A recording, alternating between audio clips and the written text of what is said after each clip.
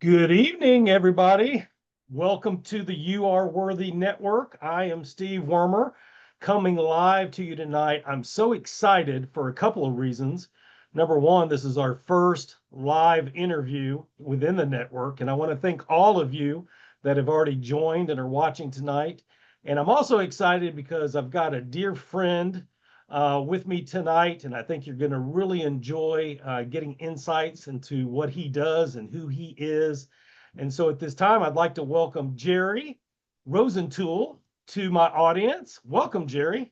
Steve, buddy, it is so great to be here. Congratulations on this new exciting network. And thanks for the honor and the privilege of being your first guest. That's a big deal, man. I'm excited about it.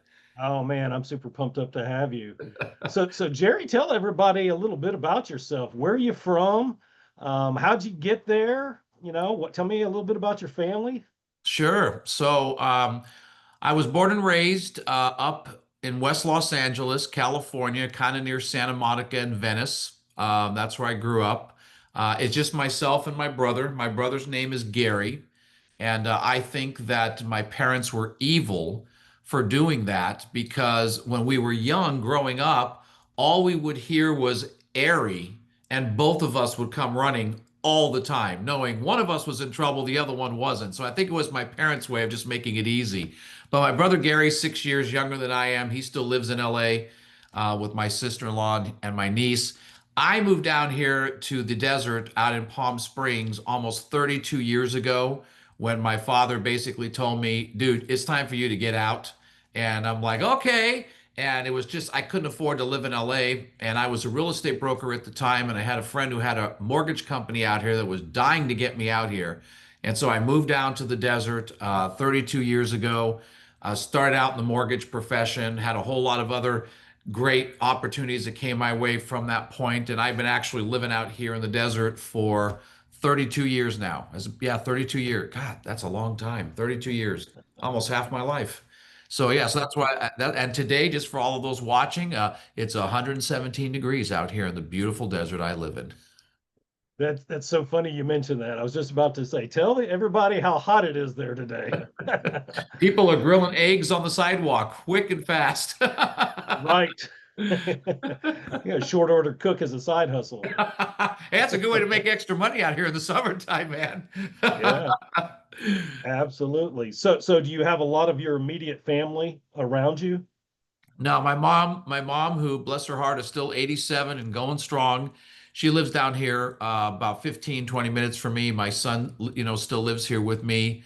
And then my brother and sister-in-law, they live up in LA still. So that's really, believe it or not, the only family I have. I come from a very small family. That's why I love when I'm around people that have big families and they invite me over for the holidays. I'm like, oh, this is fantastic. Because usually most of the holidays we had, there was like seven people. So it was always the same seven people. And then, when people start going to be with the Lord, that becomes a lot of smaller of a number. So yeah, very small family, but still very loving family. Yeah, that's so good. I would anticipate that your son, who I know you like to brag about a lot, is I think it's so cool. Do you mind telling the audience a little bit about the relationship you have with your son? Because I think it's so cool that he still involves you in his life at the fun level. You guys like actually have a lot of fun together. He does. If there's one thing that I can look back on my life and say, man, I did something right, it was my son. And my son, his name is Joshua, and he's 22 years old now, and he still lives with me, pays rent, but lives with me because he can't go on his own. He just doesn't have enough right now. But when he was 6 years old, after his mom and I got divorced, I decided one year when he was six that we were going to go on a week-long father-son trip to San Diego, just him and I for a week. We're going to go to the zoo. We're going to go to the animal park. We're going to do all sorts of things because in all the time that I was growing up, my father was always working. And there's only one trip that I remember in my entire life that I went on just with my dad. And if there was anything I really wish I would have done more of or could have done more of, it would have been spend more time with my dad, just him and I. And we didn't do that. And I didn't want to do that to my son. So we went on this week-long trip when he was 6 years old to San Diego. It ended up becoming a tradition. And we went on that week-long trip, same place every year until my son was 19 years old. So we're talking 13 years. And then, of course, COVID hit. So now we end up going to Universal Studios, on a regular basis because we have passes. Last night, his best friend got tickets to go see Creed, an old 90s band I grew up with out here in the desert. And so they invited me to go instead of somebody else, one of his friends. Josh said, "No, you come with me. We'll have some fun." And I just think it's a beautiful gift to me that having a 22-year-old son who has a girlfriend, has a good job, he's a good kid, that he still enjoys hanging out with me, going to places just by ourselves. That's not normal in the world that we live in today, but it all is a part of how things were done from the time he was little. It was just so instilled in him that I'm the fun dad. So we go to, but I'm a disciplinarian too. So I'm not just that fun dad that doesn't teach him things. But I mean, we'll go to sporting events and Universal Studios and movies all the time, just him and I. And I always say, as long as my son still wants to drag me along, I'll go wherever he wants to take me because that is a gift that won't always be there. But while it is, I take full advantage of it. I love that, Jerry. It says a lot about you that your 22-year-old son still likes to hang with you and ride roller coasters and go to concerts. And I just love that. It's my son, I've got two boys, and the oldest one starts his senior year next week. Oh man. And we're in, for those of you that don't know, we're in Memphis, Tennessee. We're from Nashville, and I'm attending a funeral next Thursday in Nashville. And it's one of those deals where it's a down and back. It's about 200 miles, so I mean it's doable down and back. But I was like, I'd really like my son to go with me. He's off from work that day. He doesn't have a lot of classes that day with homeschool. And so I asked him if he would keep me company and go with me, even though he doesn't know really who the funeral's for. He's like, "Sure, Dad, I'll go with you just to hang out with you for a few hours." I was like, "Yes," I mean, it just warms the heart, to know that they still want to do things with us. So Absolutely. I You love got it. that about your relationship with your son. Thank So you. so Jerry, I've known you. I guess it was just a little over a year that we Yeah. got to know each other, and we Yeah. both have a lot in common. We But do. what kind of brought us together is we're both John Maxwell certified speaker trainer coaches, Yeah. which you have been for a long time. So if you could tell the folks a little bit how that's been incorporated into your business, what do you do specifically? Just Yeah. enlighten us what you like to do. Yeah, that started out a long time ago. When I started out in my first business, 32 years ago, 33 years, well, yeah, 32 years ago, after my real estate stint, I was in the network marketing business profession. And I couldn't lead myself out the front door of my house, yet alone consider leading other people. And I went to my VP and asked him, "What do I need to do to learn how to become a better leader?" And he said to me, "There's three books that I want you to read. I want you to read them in the order I give them to you, and they're all by John Maxwell." And my response to him was, "Who is John Maxwell?" Right? I didn't even know who he was at the time, but John is the premier leadership trainer in the world. He's written over 90 books. He's sold over 30 million copies. I mean, when you have leadership, it's John Maxwell. So he gave me these three books, The 21 Irrefutable Laws of Leadership, Developing the Leader Within You, Developing the Leader Around You. And I read those books, and it really changed my perspective and just my ability to not only lead myself, but to really learn how to better lead the people around me. And so I was a follower of John's for years and years. And in 2018, one of my buddies said to me, "Hey, they're giving an opportunity to get certified to be a trainer with John." And I'm like, "Oh, I'm in." And because if I'm gonna share something, I have to believe in it. I have to know that it worked for me. I have to have the same values and beliefs that the people I'm working with have. It's something that's important to me. And so I got certified in 2018. And when it really came handy was during COVID. Because when everything shut down and nobody could go anywhere, I started using a lot of the tools that we have in our toolbox to do master classes, through John's books and teachings and everything like that. And I just did it really to get me through COVID. Well, I'm still doing those master classes 5 years later. And it's just so much fun to be able to do that. And when I've done keynote speeches and I've done trainings for companies, I've been able to incorporate a lot of the incredible knowledge and materials that John has given us to be able to help people rise to that next level. And it's just something that I added to the toolbox to bring me some credibility. When you go places and maybe somebody doesn't know who you are, but you say John Maxwell, they're like, hey, and they open the door. But it's really just having a lot of the extra tools and materials on leadership that is so powerful and so profound. It's like, why try to recreate all of this? It's already there. Let's just go out and use it. And so that's kind of how I utilize it in my business.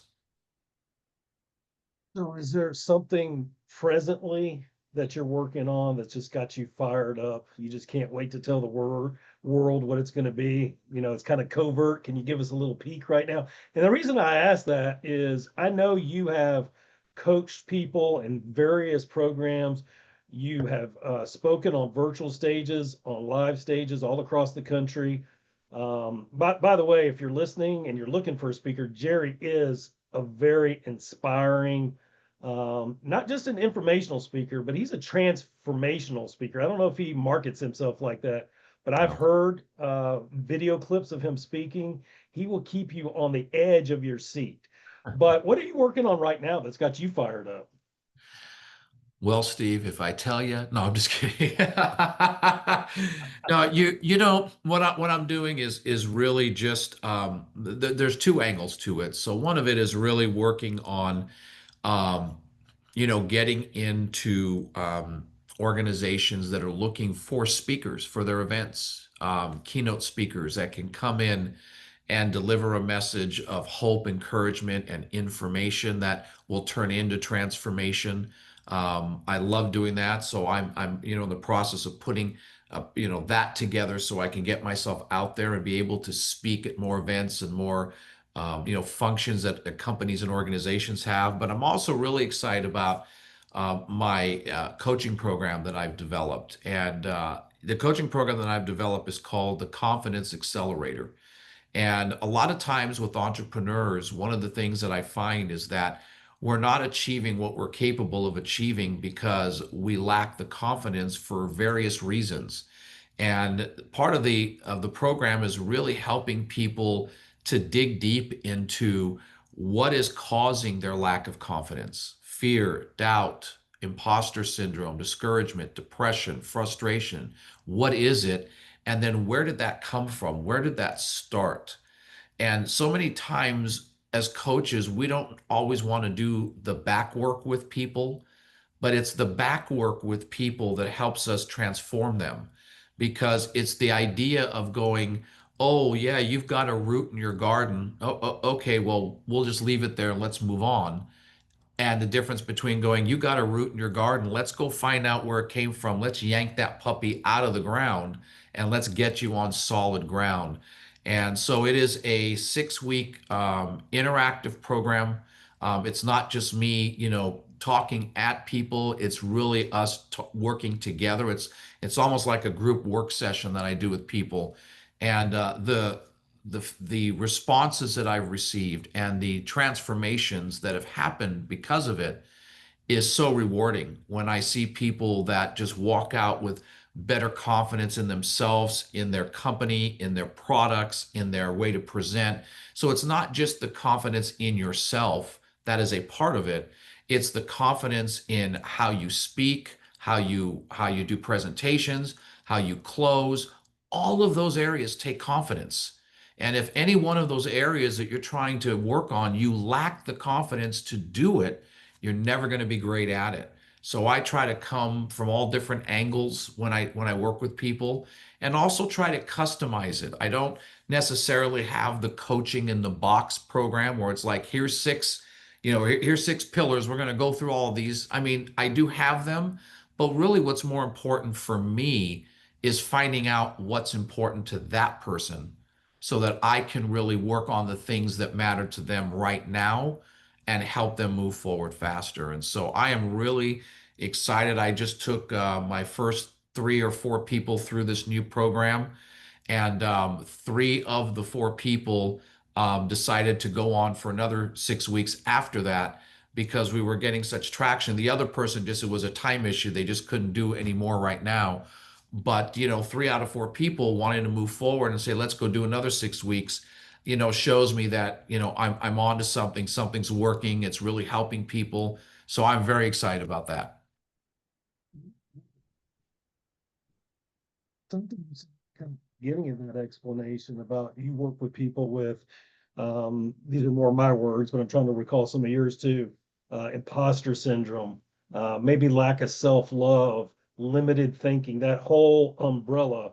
Yeah. All of that was Yeah. the heartbeat of why I formed the You Are Worthy Network, because Yeah. I want to remind people that we're all on a journey, and Yeah. that wherever you're at in that journey, you're worthy now. You're loved now. You're needed now. Your contributions are needed now. And so Absolutely. I just want to encourage the network with that. And Jerry, you believe in this topic so much that you wrote a book a few years ago on it. Is that correct? I did. And before I tell you that, I do want to say something that you just mentioned, and that is about your beautiful network. And, we support each other. That's what we do. And I love that. But, the interesting thing is how what we do complements each other, doesn't compete with each other, because when you lack confidence, you lack self-worth. And when you build up your confidence, then you're able to build up your self-worth. So I'm excited about having some of the people that I'm coaching be part of your network so that it's kind of like the double whammy. We're going to build up your confidence, and then we're going to build up your worth.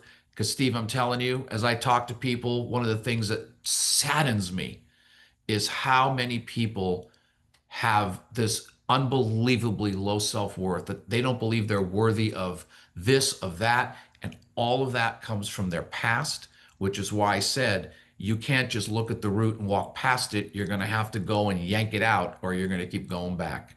So I think that's why what you do is great, and we're going to complement each other. We're going to help some people. And this is the book I wrote, Don't Let Doubt Take You Out. It's a best-selling, award-winning book. And the reason I titled that is because 17 years ago, doubt almost took me out, literally, to the point that I was writing my 3-year-old son a letter trying to explain to him why I took my own life. So this was not just a fancy little title I came up with because I thought, oh, that sounds good, although it is catchy. This is really what almost took me out of the game 17 years ago, was letting doubt take me out, because it was all around me, it was surrounding me, it was from everyone, it was my own self-doubts, and I just felt there's just nothing left for me. I can't do this anymore. And luckily, because I'm a man of faith, God saved me that day. He had a greater plan for me, to prosper me, not harm me, give me a hope, give me a future. And so I've been on a journey with the Lord for the last 17 years. And I told him, when I got off that floor and I feel that he saved me, I said, one day I want to take what I've been through and use it for good, and use it to help people. Maybe they're not suicidal, but they're going through depression, discouragement, frustration, all these things. I've been there. I've experienced every one of those feelings 100-fold. Imposter syndrome, I've lived it. And so my goal is to just take what I've learned, what I've overcome, and help people speed up the process of getting through what they're going through so they don't have to experience what I did. And that's really what this book is all about. Fascinating story that you persevered through. And that's what this network's about too, is our ability to overcome the lowest of lows, to see another day. And not some days, let's be honest, I equate it to being a boxer in a heavyweight bout. Like, sometimes you're getting hit, you're going to hit back, right? Because that's what the boxing match is all about. But sometimes your opponent is so powerful, You just have to take cover, catch your breath, and survive to see another round. And you Come can on. come out swinging another day. And you and I are close enough. We've had those talks, Yes. but I just want everybody viewing to be inspired by what Jerry just shared. He was at the lowest of lows and he has come back from that. But you guys have your own story too of what you've overcome. And we want to hear your story too. It matters. Jerry, this is I could talk to you all day. You and And me both, brother. I know we'll be talking this weekend, but Yeah. tell everyone where they can find you, how they can get a hold of you. What last words would you leave us with after you tell everybody where to find you? Well, if they want, they can go to my website, which is championmentorship.com. Championmentorship.com. There's a contact form there if they want to reach out to me there. They can reach me on LinkedIn. They can reach me on Facebook or Instagram. All three of them are my name. So let me spell it because nobody ever spells it or says it right. So it's Jerry, Jerry, but the last name is Roisentul. So if you just put in Jerry Roisentul in any one of those three social media platforms, you'll find me. You can follow me on that as well. Love to connect with you. And if you have any questions, please feel free to send it to me, and I'd be more than happy to reach back to you. But my last thought for the community is just to understand something. You are worthy is not just something Steve came up with because it sounds great. Steve came up with this because his heart and passion is to help people, help you believe that truth. That's why he did this. And I say that because Steve and I are great friends and I know his heart for this. And I want you to understand when you think to yourself, well, I just can't overcome this. I hear people tell me that, Steve, all the time. I don't think I can overcome this. I tell them, go in the bathroom and look in the mirror. And this is a great exercise. Do it. You guys should do this. Go in the bathroom, look in the mirror. What do you see? Yourself. You know what that tells me? You've already overcome, or you wouldn't be looking at yourself in the mirror. So don't ever say, I can't overcome, because who's staring back at you is someone who has overcome, or you wouldn't be standing there. So you can, you have, and you will again. Plug into Steve's community, be present in it. And I believe that it is going to bring such value to you that it's going to change you from the inside out. And I am just honored, Steve, to call you a friend. Actually, you surpassed friendship like 2 weeks into our friendship. You're my brother, man. You are truly my brother. And I'm excited to be here to support you and help you. And I'm going to do whatever I can to help people be part of this community so that they can understand that they are worthy and nobody does it better than you, brother. Jerry, I appreciate the encouragement. By the way, your contact information, we'll put that in the show notes Okay. afterwards. And I just want to thank Jerry. Thank you for coming on, pouring out your heart to the network, telling us a little bit about your story. You're an amazing man of God. You're a true friend. I appreciate you. Um, Everybody listening, this is the first time I get to say this, but it'll be the first of many, God willing. I just want to remind you as we close out tonight that you are indeed worthy and your story is not over yet, not by a long shot. We love you guys. Get some rest tonight. Stay tuned.